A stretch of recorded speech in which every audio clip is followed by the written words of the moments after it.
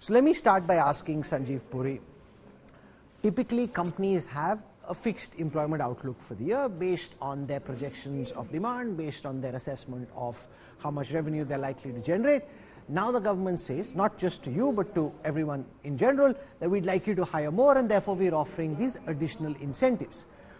Do you think the package of incentives that have been offered actually increase the amount of jobs that get created? Okay, let me first start by saying that the whole premise is one, of course, of creating jobs. Second is about employability, because today you do find positions that are vacant and you're not able to get enough people. And the third is also about quality of jobs and incomes. So if you look at the budget holistically, I think it addresses all these three. I think just the resource part of the incentive is one piece of it. So there's a lot of impetus on skilling and education, lot of schemes there involving top 500 corporates, etc. When we come to this whole area about quality of incomes, that's about formalization, it's about agriculture productivity. That's where the quality of incomes will go up. So that's been squarely addressed. As far as the specific resources that are being allocated for as incentives to employment, I think employment linked scheme is something that I think the industry was also recommending, CII was recommending it. So what that it does provide impetus to both formalization, and it provides impetus to additional opportunities getting created. Like it's about when you're kick-starting a system, just like the PLI, you're providing some incentives. These incentives are not there forever.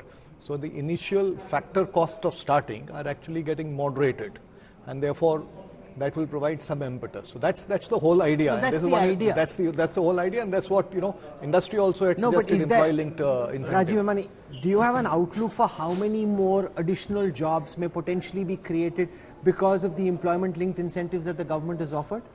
One is talk. I'm trying to understand what is the actual action and outcome. See, I think Sanjeev captured it very well. The most important thing, Rahul, in this is the intent of the government. And I think the intent of the government, how do jobs get created? Jobs get created because government provides the nudges. I think these are the nudges that the government has provided. You have a strong economy and you have resilience in the economy.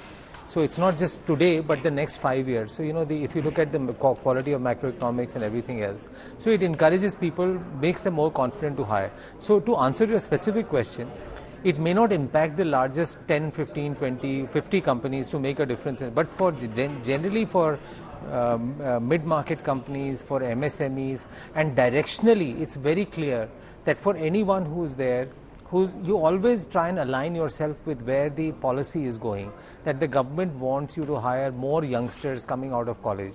They want you to train more people. Always wanted. No, but they're putting money where their mouth is. I think this kind of incentive has never been provided. A new person who gets a job gets paid 45,000 rupees by the government, 15,000 rupees per month. So imagine, Rahul, if you were first time joining a news channel and someone told you that, you are going to get 45,000 rupees, that's a big deal from an Indian perspective, maybe. No, sure, but ultimately that particular news channel or whichever organization has to decide that they want that person on board. That comes down to employment outlook and whether any company feels, and I want to bring in Chandrajit Banerjee because he's been pushing for employment-linked incentives. Now you have them. Now the question is, do you have an estimate for CII on how many additional jobs you think could potentially get created as a consequence of these new incentives? See, this issue that industry faces, and we keep talking about the mismatch between what you require and the people with those expertise and skills. This particular scheme I see being able to be an enabler where you get great exposure. Say, for instance, for the large companies that was talked about, 500. That's incentives for internships. Internships. I'm talking about employment-linked incentives, and I'm trying to understand on behalf of our viewers whether it creates more net jobs than what companies would have wanted to create in the absence of these incentives. So just like the PLI had done, increased production and increased investment in those particular sectors, here we will see the companies who are able to invest or employ more are being incentivized to employ more. They would obviously be able to show that, because Today people need to employ. There is a gap of employment, and this really facilitates them to take in more. The numbers will come. You've heard about the numbers. I mean, we spoke about certain numbers in the budget estimates itself. But I do see a lot coming in, because even the mid-sized companies would be able to do that. No, but Mr. Puri, for example, you decide on behalf of Hindustan Unilever, I'm just making up the numbers, that you want to hire 1,000 people this year. Now you have these incentives. Rajiv Memani is telling us you will get 45,000 rupees, which is me entering the job market for the first time. Why do these incentives take up your number from 1,000 to 1,100? See, I think we have to look at this whole subject holistically. Yes. It's about employment and employability. Correct. Employability itself will add to the headcount.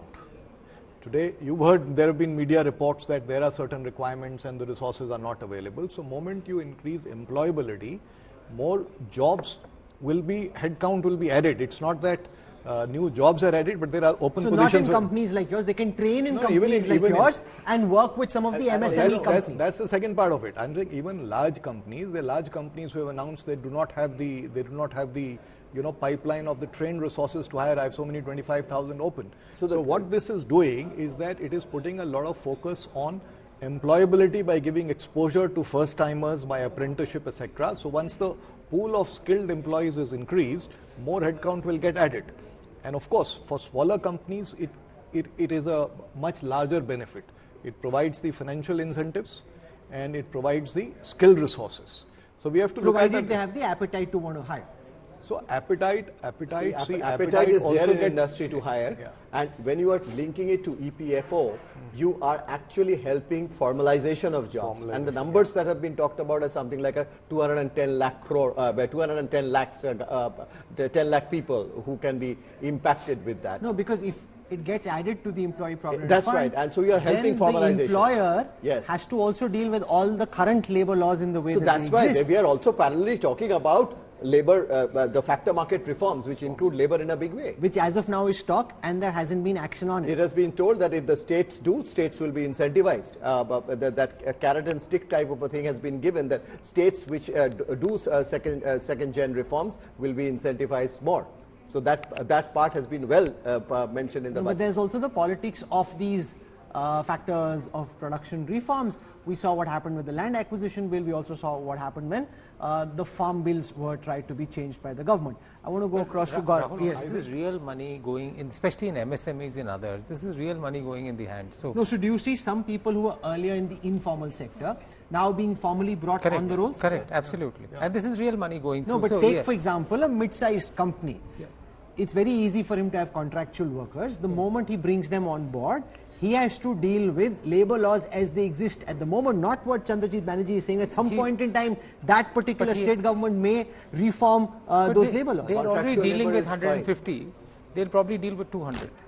So it's not that difficult that if you're dealing with 150, you can't deal with 200. It's also a question of economics where you're not sure how long you want to keep, tenure and everything. This is government providing financial incentive. People will make their own decisions. But I'm presuming that financial incentive will make a decision more towards leaning towards hiring more than... No, but I haven't heard anyone say so far on their own behalf that this enhances my own employment outlook. Mr. Mukundan, you want to say it with everyone saying, okay, this will have a benefit on employability for MSMEs, we'll train them up, which is understandable, but Vaishali, do you feel this way, that this will increase the number of people you were planning to hire vis-a-vis what you were trying to hire previously?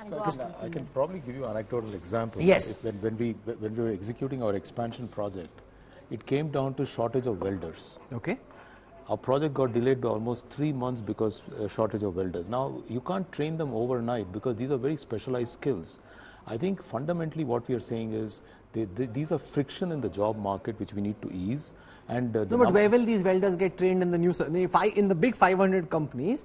You'll have these internships for which you'll get incentives, but they're not probably for welding, right? So we actually got some of these people out of colleges, out of those diploma schools and trained them in our plant. That's fine. Perfect. You're upskilling. I'm saying, how do these current new set of incentives deal with the welder problem, for example? So it's not an isolated issue, Rahul. I think the way what I would say is that, is there an impetus for growth in the budget? Sure. There is certainly an impetus for growth in the budget. Is there an impetus to improve competitiveness through focus on logistics and power sector reforms and moving ahead on that, that will certainly grow the GDP. Manufacturing sector grew by 9%. But you know, really when you go and meet the companies on the field, I can clearly tell you, while jobs is an issue in the community, the companies are saying, I don't have skilled manpower. The shortage is very, very apparent. That's what Chandrajit has been highlighting. And how do you bridge the gap? Bridging the gap comes from having a workforce which is rightly skilled. And that skilling is one issue we have not focused on. In India, the focus has mostly been getting graduation degrees, college degrees, but not the skilled What you're saying is true in general. Vaishali, I'm trying to understand the specific outcome of this budget announcement. And I haven't heard from anyone saying, I will hire more as a result of these employment-linked incentives. Rahul, you're raising a good point, Yes. but you know, just stepping back again and again, not, of course it's going to help.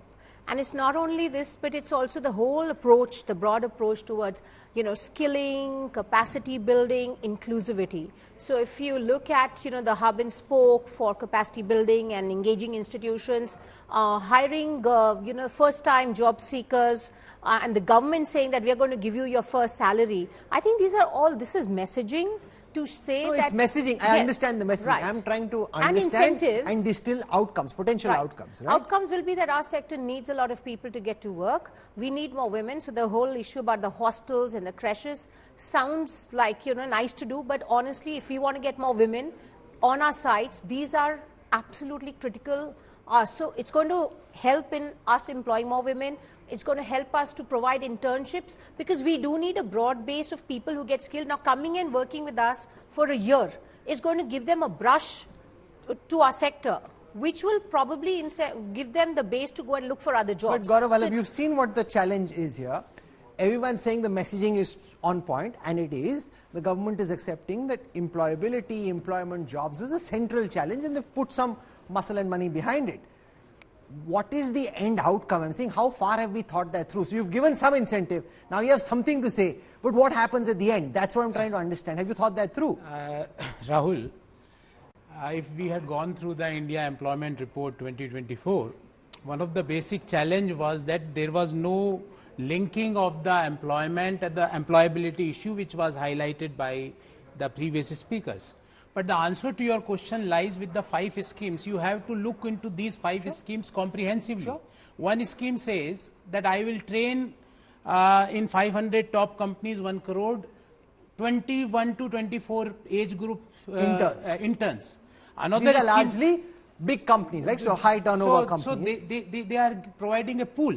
Now the second scheme says that if you are going to hire, the 1 month salary will be contributed. So 2.1 crore people are going to get the employment under this. The third scheme says that we will provide employers with 3,000 rupees per month for their contribution in their PF.